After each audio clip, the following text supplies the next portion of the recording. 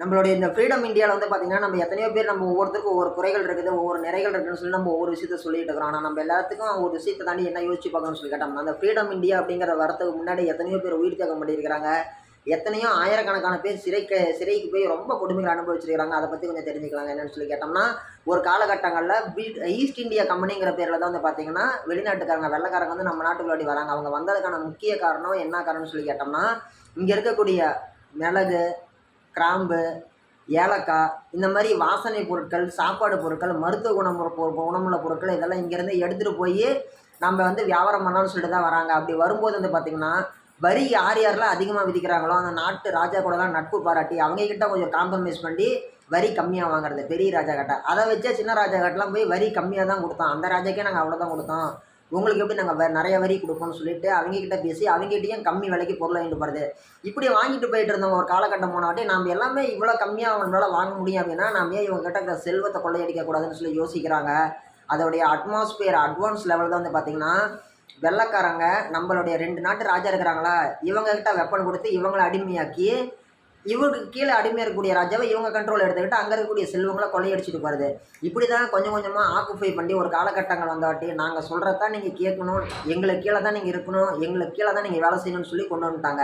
அப்படி கொண்டு வந்த வாட்டி பார்த்திங்கன்னா, எவ்வளவோ போராட்டங்களை தாண்டி, எவ்வளவோ மிகப்பெரிய தலைவர்களுடைய போராட்டத்தை தாண்டி அகிம்சை வழியில் போராடின மகாத்மா காந்தி ஐயா அவர் வந்து 1947 சுதந்திரம் வாங்கி கொடுக்குறாரு.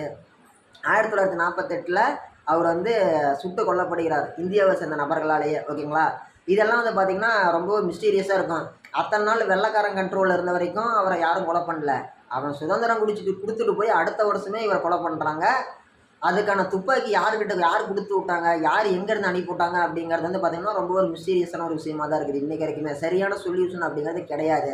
இதுக்கு பின்னாடி யாராவது இருப்பாங்களா அப்படின்னு யோசிக்கிற மாதிரி தான் இருக்குது. ஓகேங்களா, அப்படி வந்த ஒரு விஷயம் சுதந்திரம் அப்படிங்கிறது வந்து பார்த்திங்கன்னா, இன்றைக்கி நம்ம எல்லாம் ரொம்ப சகஜமாக ரோட்டில் போகிறோம், நைட்டு ஒரு 12 மணிக்கு டீ குடிக்க போகிறோம், நைட்டு ஒரு 12 மணிக்கு இங்கேருந்து லாங் டிரைவ் போகிறோம், எல்லாமே பண்ணுறோம். எல்லார்கிட்டையும் எல்லா பொருளும் வந்து சேர்ந்துருச்சு. எல்லார் வீட்லையும் டிவி இருக்குது, எல்லார் வீட்லையும் fridge, washing machine, fan, AC, air cooler, எல்லார் வீட்லையும் காரு அனைத்துமே இருக்குது. யார் வேணாலும் எங்கே வேணாலும் போகலாம், எந்த 5 ஸ்டார் ஹோட்டல்லையும் தாங்கலாம், அனைத்துக்குமே அவைலபிள் இருக்குது. இன்றைக்கி உலகத்திலே தனிநபர் சுதந்திரம் அதிகம் உள்ள நாடுன்னு சொல்லிக்கிறவங்க நம்ம இந்தியா தான். ஆனால் ஒரு காலகட்டங்களில் இது எல்லாத்துக்குமே வந்து பார்த்திங்கன்னா தடைன்னு இருந்தது வந்து பார்த்திங்கன்னா வெள்ளைக்கார ஆட்சி காலத்தில், அதுவும் நம்ம இந்தியாவில் தான். இப்படி இருந்தப்போ என்னென்ன பண்ணியிருக்கிறாங்கன்னு சொல்லி கேட்டிங்கன்னா, அவங்க இருக்கக்கூடிய இடத்துல தமிழில் யாரும் சத்தமாக பேசக்கூடாதான் வெள்ளைக்காரன் இருந்த காலகட்டங்களில். ஓகேங்களா, அவங்க ஒரு ஊரில் இருக்கிறாங்கன்னா ஊரில் ஒரு முக்கியமான ஒரு ஆள் வச்சுருப்பாங்க, அவர் மட்டும்தான் போய் வெள்ளைக்காரங்கிட்ட பேசணும். சரியான டைமில் கப்பத்தை கொண்டு போய் கட்டணும், வரி கட்டணும். வெள்ளைக்காரன் வந்து அந்த காலகட்டங்களில் என்ன சொன்னாலும் கம்முன்னு தான் இருக்கணும். வெள்ளைக்காரன் குதிரையில் போனால் யாராச்சும் ஒருத்தர் குறுக்காம போகலான்னா அவனை கூப்பிட்டு சாட்டையிலே அடிப்பானோ. அப்படி சாட்டையில் அடிக்கும்போது கம்முன்னு தான் இருந்துருக்கிறாங்க, அப்படி தான் இருந்து வாழ்ந்துருக்கிறாங்க. இன்றைக்கி வந்து யாராவது ஒருத்தர் ரோட்டில் போகிறவங்கள கூப்பிட்டு எதுவும் டே இங்கே வாடான்னு சொல்லி கூட கூப்பிட முடியுமா? முடியாது. இன்றைக்கி வந்து தனிநபர் சுதந்திரம் மட்டும் இல்லை, சுயமரியாதை அதிகமுள்ள மாநிலம் நம்ம தமிழகம். அது மட்டும் இல்லாமல் இந்தியா முழுக்கவே அப்படி தான். இந்த மாதிரி நம்ம இந்த அளவுக்கு ரொம்ப ஒரு கௌரவமாக வாழ்ந்துட்டு இருக்கிறோம்னா இது எல்லாத்துக்குமே ஒரு அடிப்படை காரணம் அப்படிங்கிறது வந்து பார்த்திங்கன்னா சுதந்திரம் தான். அந்த சுதந்திரத்தை மீட்டு கொடுத்தது நம்மவர்கள், நம்முடைய முன்னோர்கள் தான். ஓகேங்களா, இந்த சுதந்திரத்தை சரியான முறையில் பயன்படுத்துங்க. ஓகேங்களா, என்னப்பா எப்படிப்பா சரியான முறையில் பயன்படுத்தலாம்னு சொல்லி கேட்குறீங்களா?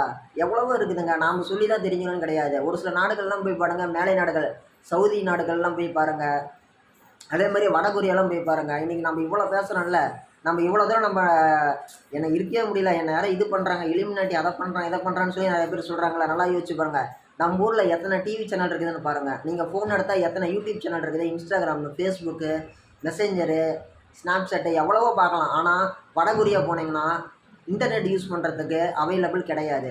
வடகொரியா போனீங்கன்னா அந்த நாடு முழுக்கையும் வந்து பார்த்திங்கன்னா 3 டிவி சேனல் தான் இருக்கும். 3 டிவி சேனலுமே அந்த நாட்டுடைய அதிபர் கிங் ஜாங் உன் அவருடைய டிவி சேனல் தான். அவர் செஞ்ச சாதனைகள் மட்டும்தான் அதில் ஓடும். நம்ம ஊரில் கேபிள் டிவி பார்க்குறவங்களுக்குலாம் தெரியும், டிவி போட்டாலே வந்து பார்த்திங்கன்னா கேபிளில் வந்து அரசோட சாதனைகள் மட்டும் சொல்லுவாங்க ஒரு சேனலில். அதே மாதிரி அந்த நாடு முழுசுமே வந்து ஒரு 3 சேனல் தான் இருக்குது, அந்த 3 சேனல் மட்டும்தான். ஓகேங்களா, அப்படி இருக்கும்போது நம்ம எவ்வளோ சுதந்திரமாக இருக்குன்னு சொல்லி தெரிஞ்சுக்கோங்க. இதெல்லாம் நீங்கள் சரியான முறையில் பயன்படுத்திக்கோங்க. இப்போ நீங்கள் ஃபோன் இருக்குதுன்னா ஃபோனை பார்த்தே இன்றைக்கி நிறைய பேர் வந்து பார்த்திங்கன்னா ஒரு சில முக்கியமான இடங்களில் ஒரு சந்தேகம்னா போட்டு பார்த்துக்கிறாங்க. இப்போ ஒரு இடத்துக்கு ஒரு நிலத்துக்கு ஒரு பட்டா வாங்க போகிறாங்களா, இதில் என்ன சந்தேகம்? இப்போ ஒரு இடத்துல ஒரு அலுவலகத்தில் போய் ஒரு ஃபார்ம் ஃபில்லப் பண்ணி கொடுக்கணுமா, அது என்ன ப்ரொசீஜரு, இந்த ஒரு கோரிக்கையை இது பண்ணுறதுக்கு நான் எப்படி பார்க்கலாம்? டிஎன்பிஎஸ்சி எப்போ வரும்னு சொல்லி கூகுளில் போட்டு பார்த்தாலே தெரிஞ்சிடும். என்றைக்கு எக்ஸாம் வைக்கிறாங்க, எப்போ அப்ளை பண்ணணும், எப்படி அப்ரோச் பண்ணணும், எல்லாமே வந்துடுது. இந்த மாதிரி எவ்வளோ விஷயங்கள் இருக்குது. சரியான முறையில் நல்ல முறையில் பயன்படுத்திக்கோங்க. எல்லோரும் நல்லா இருங்க.